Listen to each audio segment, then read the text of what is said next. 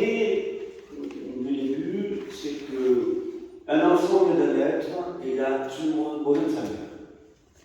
Donc, disons, le dire ainsi, il est sorti d'elle, il lui revient. Il lui revient.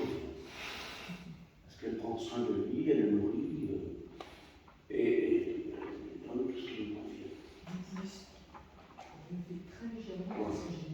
Ah, très bien. Bon.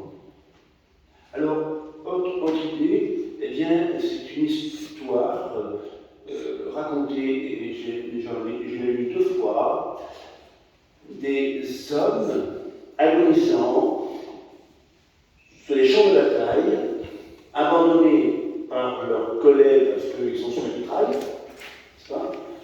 Et qui attendent la mort, en fait, et ils appellent leur mère. Le champ. Et c'est les champs de bataille pour venir les hôpitaux militaires à l'époque. Donc c'est le rôle de leur mère, en fait. Ils appellent leur mère, alors ils ont 35 ans, 40 ans, 20 ans, ils appellent leur mère. Donc ça, c'est la deuxième strophe. Alors la première strophe, c'est l'amour de sa patrie. Alors je reprends un prêtre que j'ai bien connu, qui est tourné chez Dominicaine de Saint-Tray, et puis après dans l'Auxois. Et alors, il était d'un pays de l'Est, par les Serbie, je ne sais pas, et il prenait l'âge, moi j'étais encore séminariste, peut-être pas encore prêtre, il prenait l'âge, nous discutions beaucoup ensemble, et il aurait voulu, il voulait rentrer chez lui, dans sa patrie. Curieux, hein? Touchant, c'est un prêtre. Alors après, d'être régionaliste, eh bien, il est rentré dans son pays d'origine et il a été tellement mal reçu pour le chercher. Parce que le conseil Vatican était passé par là, le MS était là, tellement mal reçu par le clergé qu'il est revenu en France. Il est mort à Saint-Tray, chez les Dominicains. Et je laisse l'enterrement. Voilà. Alors après, il y a une strophe sur l'enfant égaré, le fils prodigue en réalité, qui se repent et qui revient à leurs intentions, sa première fois. Puis, une strophe sur la théologie. Nous sommes créés par Dieu, nous sommes faits pour retourner à lui. Voilà.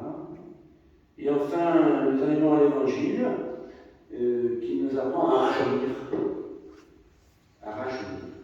On nous redevient enfant. Or, c'est pas tout à fait comme Nicodème. Nicodème, lui, il n'avait pas compris les choses. Il dit il faut toujours retourner dans le ventre de sa mère. Est-ce que c'est bon? Ben, c'est pas ça, quand même. Vous voyez, on revient ensemble, on se retrouve. On est créé par Dieu, à travers la création de ses parents, et on est fait pour le Dieu. Donc, le retour.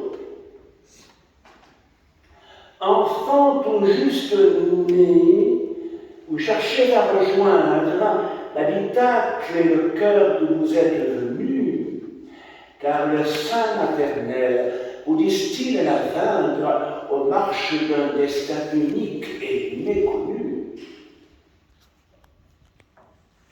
On entend sur les champs de bataille des soldats orphelins perdus, agonisants, gémir « Maman, maman !» au seuil des retrouvailles. Ils appellent leur mère à leur lit de gisant.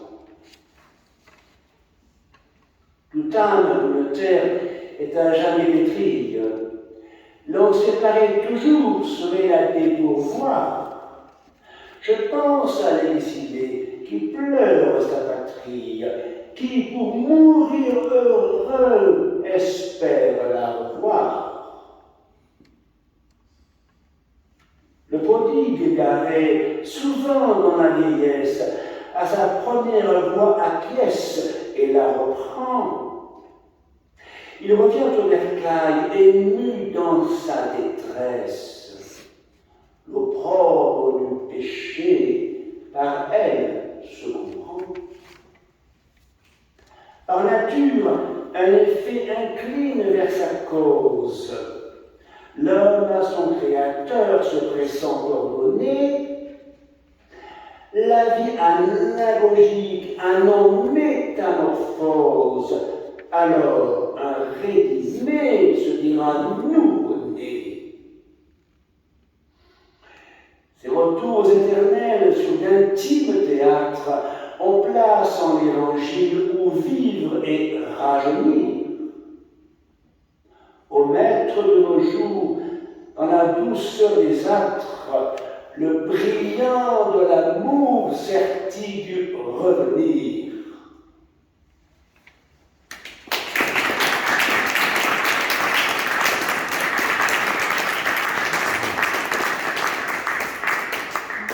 Alors vous avez le mot anagogique, l'adjectif anagogique, alors voilà, c'est le mot 6.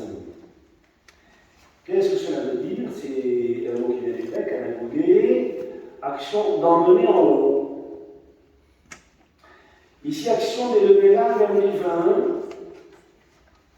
Dans son livre intitulé Conseil de spiritualité, Saint Jean de la Croix parle de manière pour vaincre les vices, de réciter aux tentations, de poser des actes anagogiques et des feux.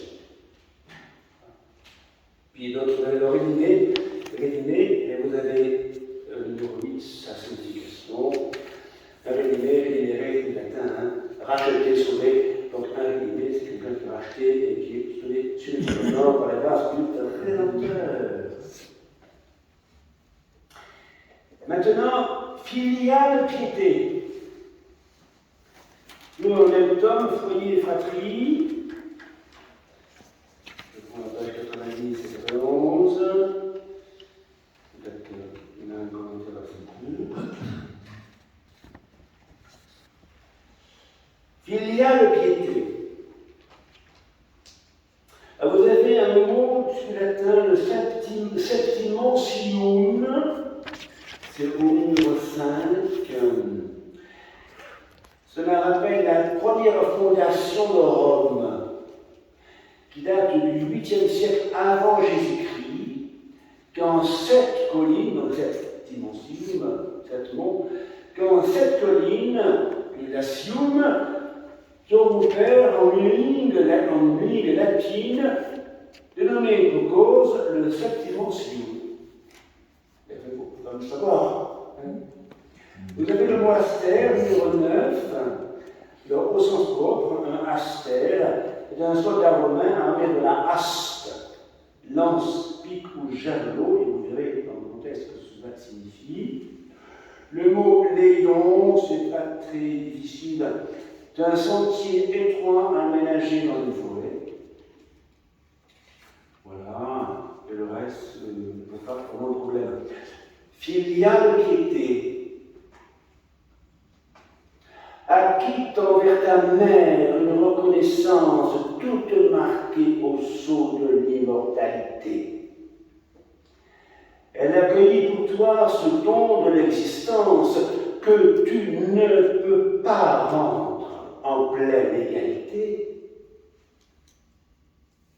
Puisqu'il faut du retour, tiendra lieu de justice cet amour filial empreint de piété, jusqu'à l'heure où, pleurant sur son visage lisse, tu pourras dire en paix, c'est moi qu'elle a porté. Enrichis et défends la terre de tes pères, héritage en tes mains sacrés, patricien, qui par toi connaîtra d'autres dépositaires du septimontium, l'antique citoyen.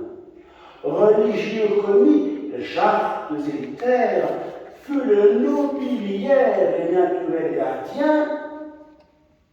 Sache pour ta patrie affermir des astères en compte contempteur. Son apanage est tien. L'universelle mère et l'Église romaine, point de salut sans elle au bout de nos légions, car la forme en l'esprit de la maxime humaine se guérit aux effets de ces divins rayons. Dédaïde pour nous, Éden et souveraine. De ces courantes eaux naissent les embryons destinés au céleste et christique domaine. Vers elle, grand merci, par leur communion.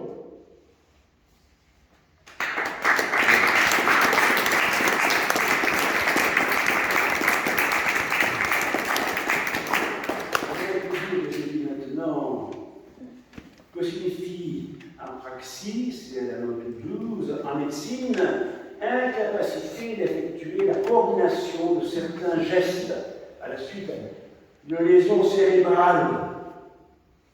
Eh bien alors donc, quand on vit d'une façon qui n'est pas chrétienne, on est paralysé au niveau des vertus. Elles ne correspondent pas les unes aux autres. Elles ne s'entraînent pas. Vous savez, les vertus infuses, elles grandissent comme les doigts de la main. Bon, elles grandissent plus les autres maintenant. Elles vont grandir ensemble. Sinon, c'est peut-être. Alors, il y a le jeu des mots, vous les découvrirez, élitaire, nobiliaire. Le rôle découvrait, vous avez le livre. Eh bien, c'était fait à la piété, et maintenant nous sommes en lien, un poème sur les voyages.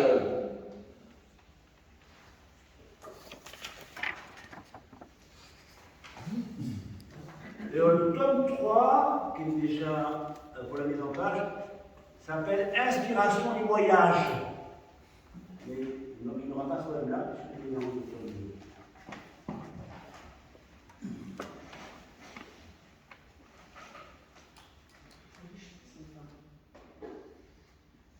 Voyage. Le ventre d'une mer est le premier bateau à lancer au long cours la grande traversée. Remis de fille en fille à l'instar d'un chanteau, aux escales d'amour d'une mûre pensée. Dans l'amniote nuit de longue trinité, puis au gré des climats sous l'azurante voûte, pour tout homme ici-bas, foin des inanités, la vie est une mer, un sentier, une route. C'est bien dans l'immanence, en notre intérieur, qu'a lieu l'avancement d'authentiques prestances, sous le flux du Très-Haut, toujours antérieur, parfait de volonté, brillant d'intelligence. Sur les fonds baptismaux d'où le salut nous vient, s'est mise en mouvement pour chacun sa clepsydre. Le temps nous porte, il court, jamais il ne revient, et, sans la grâce, une âme est une terre anhydre. Tournons alors nos yeux vers les cieux ivoiriens, comme des exilés, des êtres de passage, comme des étrangers devenus pèlerins, dans le mystique corps en virginal voyage.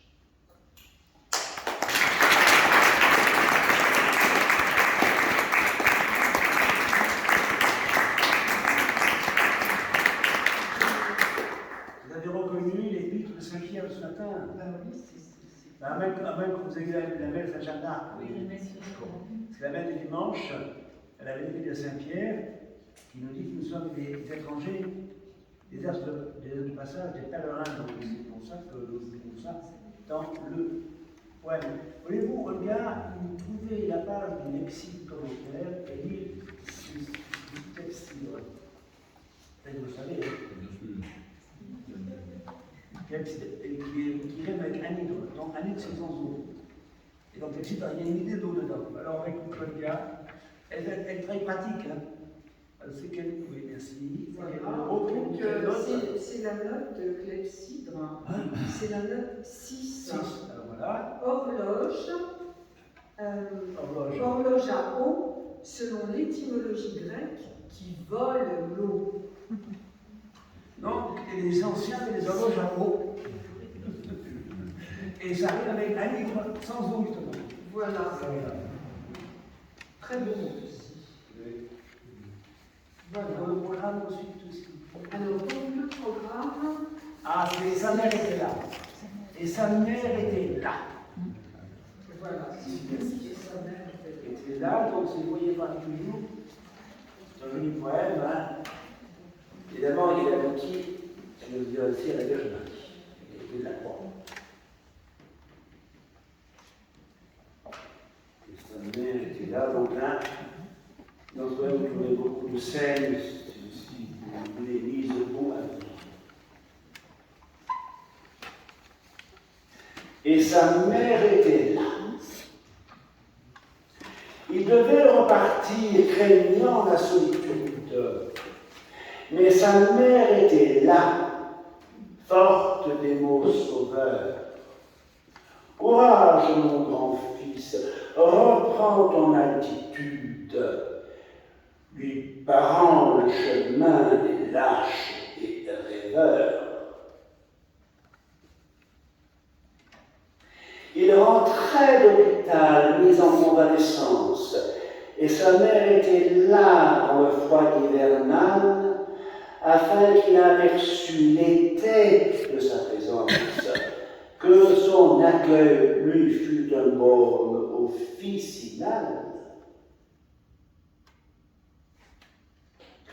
Le vin allait manquer à ces noces fameuses, mais la Vierge était là qui prenait garde à tout. Elle sut couper court à des suites fâcheuses, quand les hôtes du lieu se trouvaient sans atout. Le Seigneur instruisait des âmes en fiance. Sa mère, avec les siens désirait l'approcher. Aussi révéla-t-il de quelle obéissance venait la parenté qu'il fallait rechercher. Jésus n'était pas seul au sommet du calvaire. Marie était bien là.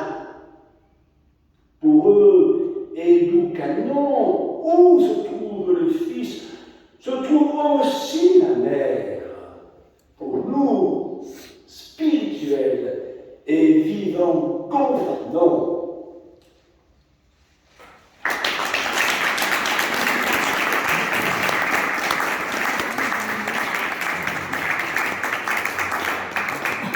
Alors, qu'est-ce que nous faisons, monsieur Marie, vous savez ce que c'est, cavalier.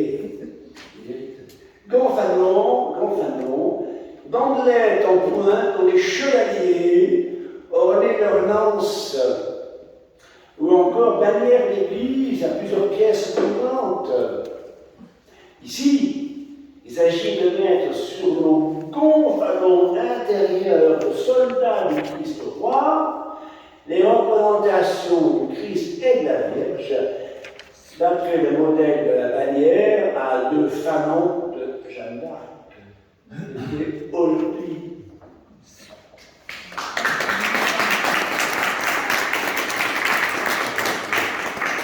nous retrouvons nos musiciennes, donc Cécile et Véronique, pour écouter l'Ave Maria de Franz Schubert, très célèbre, et dont cela se parle.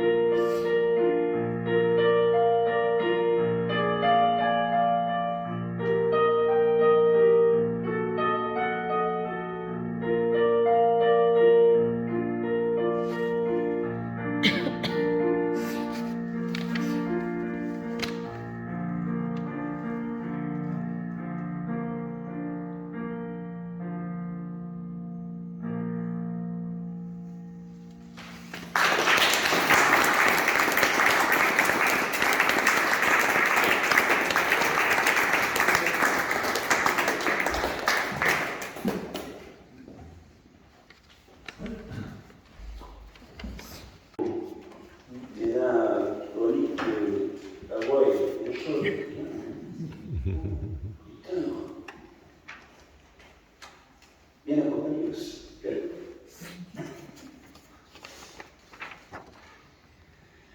Donc, écoute, à nouveau, Olga, toujours dans le foyer Fratrie, qui va nous réciter un poème sur le thème de Bérénice. Vous savez, Véronique, Bérénice sont des prénoms synonymes. Bérénice, c'est un prénom de chant victoire. Voilà. Alors, oui, entrez. Ah, si. Docteur Ménigaud, j'ai écrit un poème sur la médecine, il est dedans. José Séduit. Et c'est lui qui m'a en fait sauvé la vie quand j'ai eu le Covid, ça me rend compte, et que j'étais en coma. Il a obtenu une infirmière, c'est très difficile à l'époque. Elle est venue, et j'ai même pas eu la force, et j'ai lancé le coma. Même pas la force de la regarder. J'étais comme ça, assis comme ça. Et grâce à lui, nous on est parti à ta tresse. Ça me rend compte. Et où est-il Où est-il De qui Votre amigo, monsieur. Venez. Ah, pardon, monsieur, excusez-moi. Voilà. Docteur, vous avez combien de temps ici? Vous êtes pressé de partir Combien de temps Un quart d'heure Oui, après, 20 minutes. Ensuite, on a conseillé pour les opérations, tout ça. Et je suis toujours. Pour une Bérénice, c'est le poème numéro 32. Voilà. Alors, Bérénice, donc, c'est l'équivalent de Véronique, c'est du grec.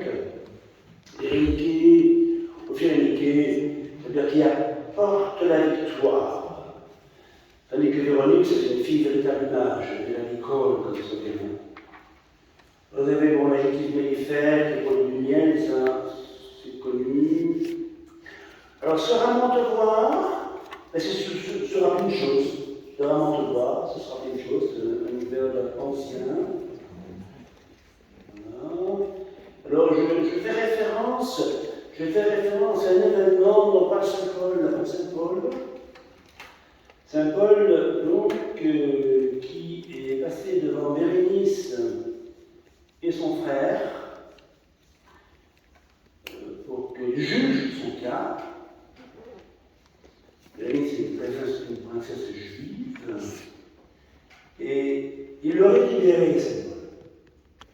Et comme Saint-Paul en a appelé à Rome, il n'a eu que voir sur lui pour libérer. Donc il est parti à Rome, Saint-Paul concédé,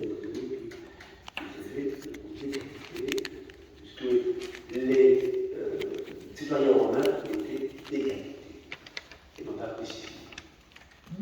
Voilà, très bien, s'il vous plaît.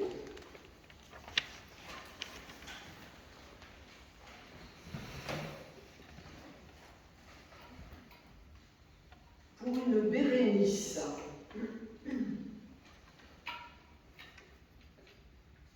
immense et réservée à l'inconnue secrète, son âme est une mer sans trace d'horizon, où naviguer au vent de l'éternelle quête en son inconsciente et pure semaison.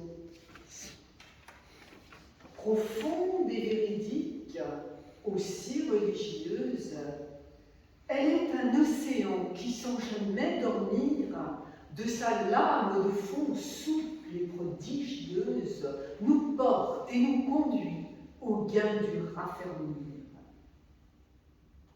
Elle est une fontaine, un bain amniotique, un havre où rechercher l'état originel, à pas d'espoir, d'amour, de culte eucharistique, ou viscéral, allant, joyeuse et maternelle. Fille bien élevée, honnête, droite et noble, abeille mellifère appliquée au devoir, elle est soleil de vie et parfumée vignoble, mille choses encore à se ramontevoir. Beaucoup ont cette icône, emblème de victoire, à nommer Bérénice ou trouver un recours. Rappelons-nous Saint Paul, un vivant oratoire pour atteindre le port, le Graal du parcours.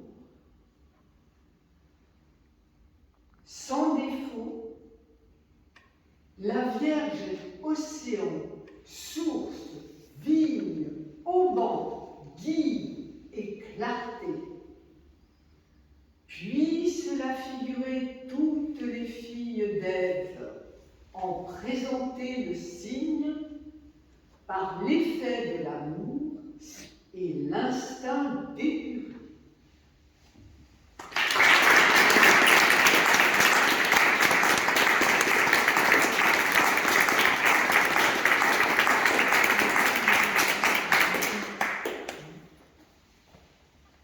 Alors maintenant, il y en a un deuxième, le dernier, habitacle sacré. Donc ça parle de la femme, de la maman. Vous avez le mot sotérion. Ah non, quel mot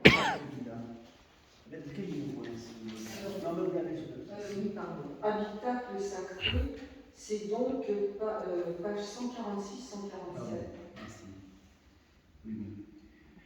Oui, alors, finalement, pas beaucoup de mots difficiles. Bon, il y a édénique, c'est l'Éden, référence à l'Éden, la barrière de Dieu.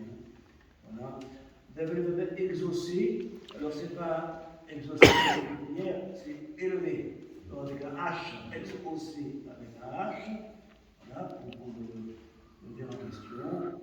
Et puis vous avez une référence, colonne d'acclamé, d'une référence encore au livre ecclésiastique, le Syrah. Vous direz ça. Vous direz le livre sous les yeux. Et nous écoutons. Voilà. Habitacle sacré.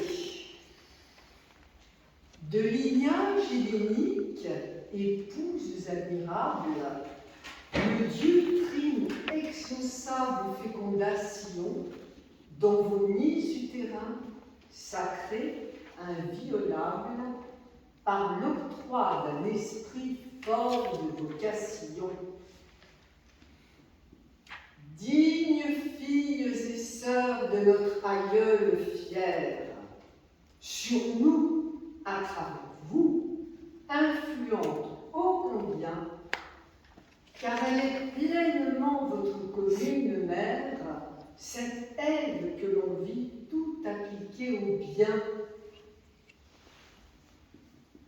Rappelez-vous l'honneur du secret habitacle, enfin hôte d'une âme au trait de l'Éternel, portant le premier-né d'un vivant réceptacle, votre fertile sein maintenant maternel.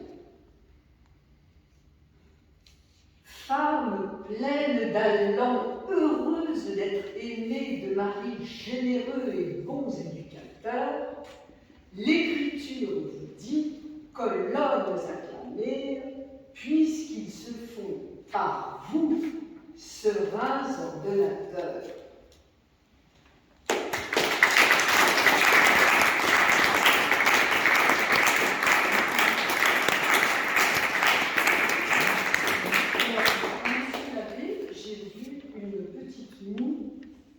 Quand j'ai dit le verbe, cette aide que l'on vit tout appliquée au bien.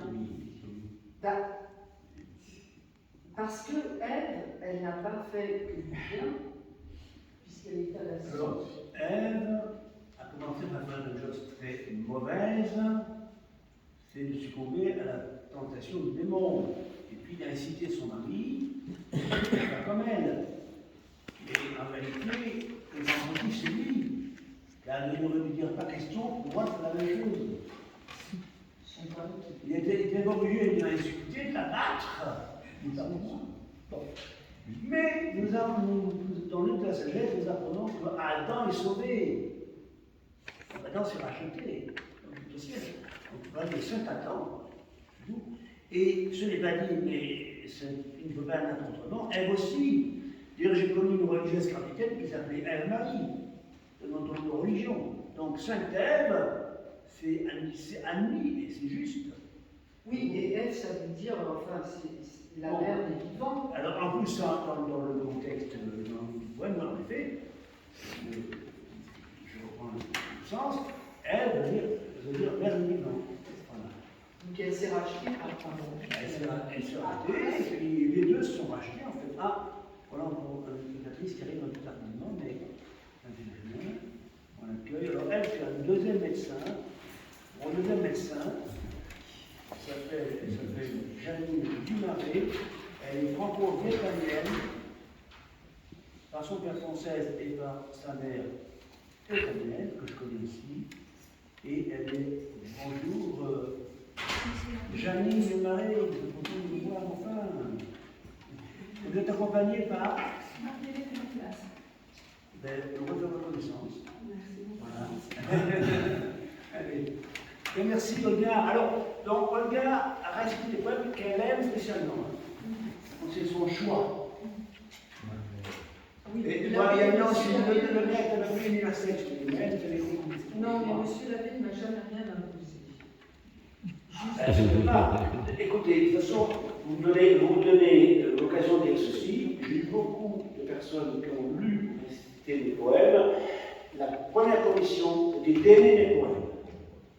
Et je disais, personne n'est obligé d'aimer mes poèmes. Et si vous les récitez en récital, il faut commencer par les aimer.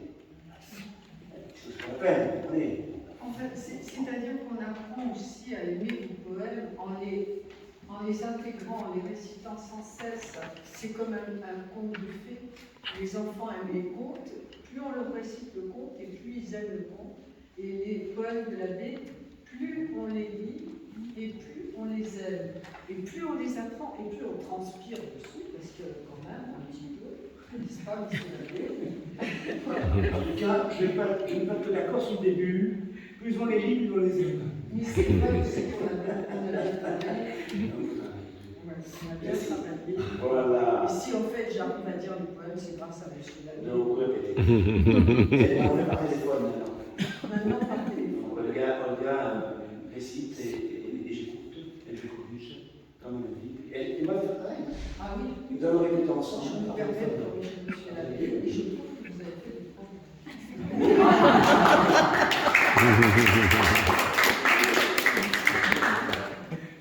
Nous allons écouter maintenant à nouveau nos musiciennes. Donc, le fameux Ave Maria de Chelio Cacci.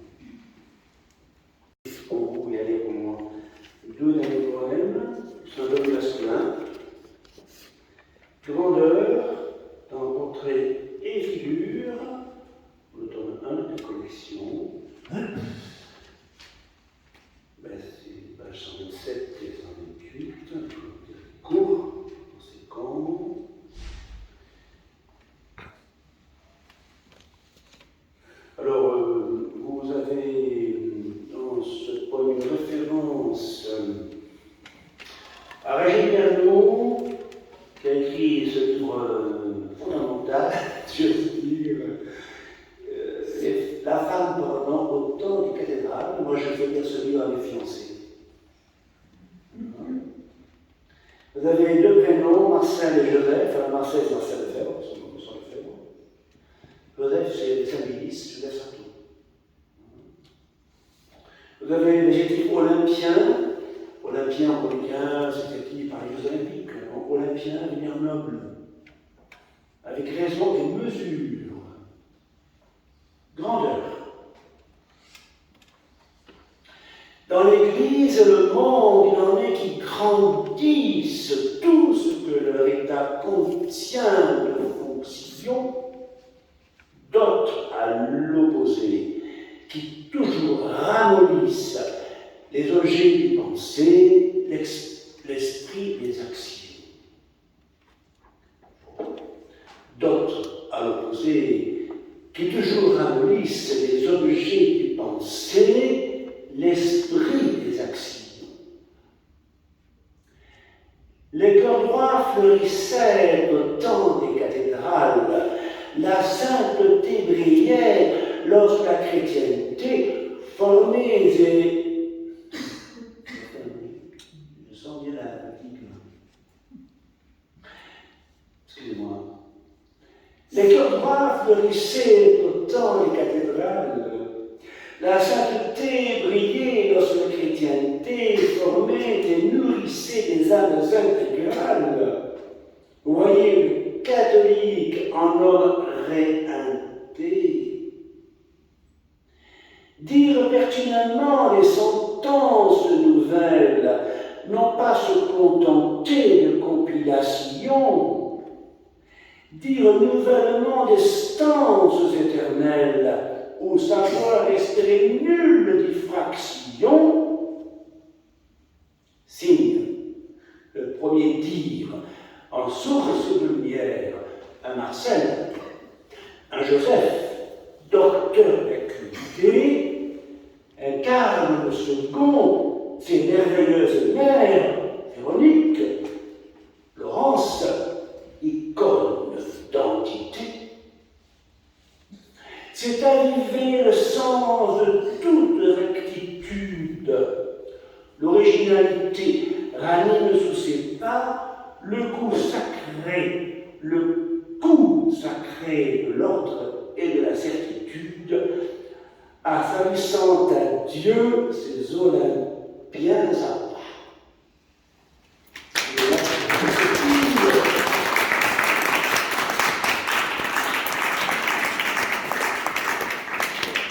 Là, vous avez entendu de Monique et Laurence, un des tomes de la collection thèse a pour titre Iconique Laurie. Donc ces prénoms, si vous voulez, sont des noms récurrents dans mon vocabulaire comme des noms symboliques. Et je termine par l'histoire d'un homme sage. Alors vous l'avez dans le foyer Fatry, c'est le tome 6e, le 6e de Totol, page 112-113. En fait, c'est une histoire, en fait, réelle. Je ne donne pas les noms derrière, par description. Si je le savais, le concerné de ce temps. Histoire d'un homme sage. Alors voilà, écoutez, il y a une référence à Rachel. Alors Rachel, pourquoi elle est la seconde épouse de Jacob, on peut dire la principale ou la véritable. Au départ de Jacob, avec toute sa famille, pour retourner auprès de son père Isaac, en pays de Canaan, Rachel utilisa les idoles de son propre père Laban en vue de les faire disparaître. Ce qui montre la pureté de sa religiosité et son souci de l'âme de ce père qu'elle va quitter. Une scène très célèbre dans le livre de la Genèse. Alors vous avez, ah oui, un mot là, ne faut pas se tromper sur le sens, l'adjectif éolien. Qu'est-ce que c'est que l'éolien? C'est même un substantif d'ailleurs. L'éolien, c'est pas des éoliennes du tout, ça n'a rien à voir avec l'éolien d'un éolien. L'éolien, c'est le plus doux des ancien dialecte grec. Ici, le langage propre à deux époux bien accordés ensemble. En dessous. Du tout, et le langage de la Grèce ancienne. Alors, cet époux-là, à qui je fais référence, était très beau dans son adolescence à la fin de Michel. En plus, un sénateur, vous savez que dans l'éloge des pères, dans la Bible, on parle de ces pères qui écrivaient des mélodies, composaient des mélodies et qui écrivaient d'une plume poétique. Les grands hommes d'origine du peuple hébreu étaient de ce type-là. Histoire d'un homme sage, induit à respecter la ligne d'ascendance et fils spirituel de l'archange Michel, prince né du crayon, soucieux d'élégance, plus encore pieux dans l'esprit de Rachel, devant Dieu, son Église et la vive patrie. Cet homme, la sagesse et l'inspiration, d'attendre une laurée à l'enfance pétrie pour fonder avec elle un feu d'exception. Sur le montant chemin qu'ils suivirent ensemble, pour ne jamais descendre, ils eurent l'éolien, écoutés par le Christ, l'éclaireur qui rassemble. Et l'on a de bénir le mutuel courage, âme d'une fratrie, où chacun fut un lien, pour en elle tisser le plus bel héritage.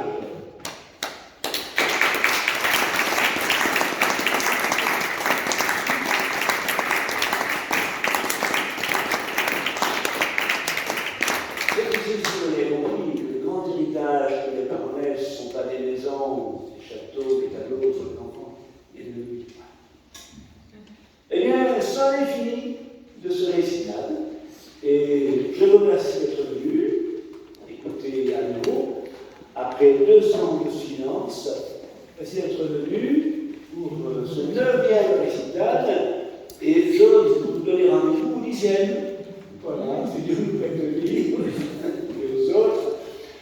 Alors, donc, comme l'on dit dans les gentilles réunions, eh bien, que si on n'est pas plus nombreux l'année prochaine, que l'on ne soit pas moins, alors moi je dis qu'on soit plus nombreux l'année prochaine, donc, et donc faites la publicité autour de vous, et vous pouvez nous dire, je remercie la belle Framand qui a annoncé en chair ce récital, voilà, et ici, nous 3 personnes, sinon 4, qui viennent grâce à cette annonce.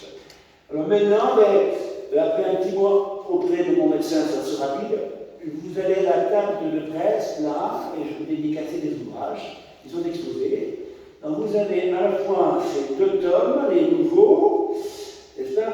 Vous avez aussi Conseil d'un prêtre pour un temps troublé, que certains d'entre vous ont déjà, et vous avez aussi toute la collection des anthèses poétiques, si ça vous intéresse, et pour lesquelles je ferai une élection.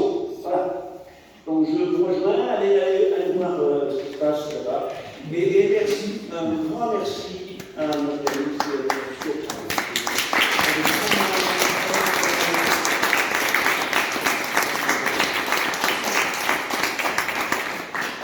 Et on donne la soulever, on l'appuie aussi. Bravo!